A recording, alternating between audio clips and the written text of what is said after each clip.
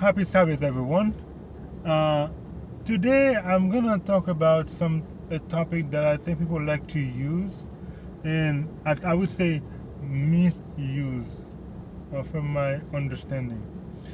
In John chapter 2, it talks about the wedding at Cana, and that there was a time during the feast, there was no more wine.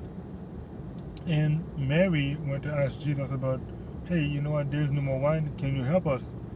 And at the end, the Bible says that they brought 6 pots of water and Jesus turned it into wine.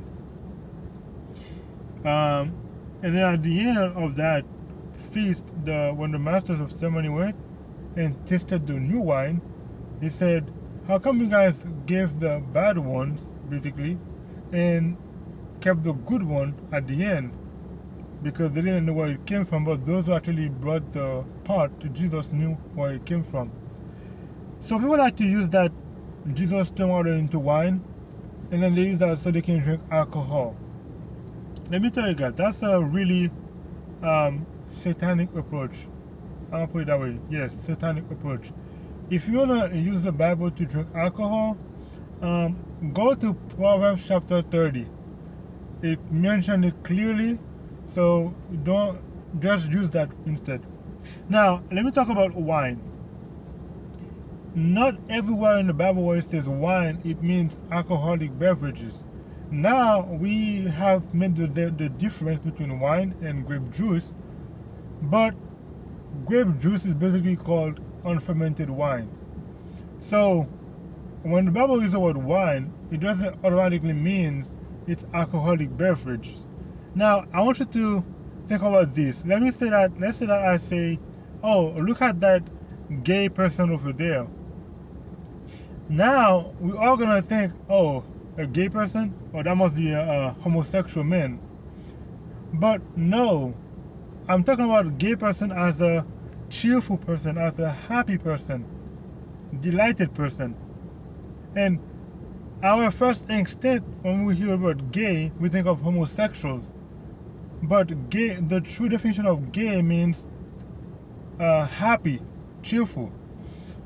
Also, if I say, oh, look at that rainbow over there, we're first gonna think of, oh, LGBT.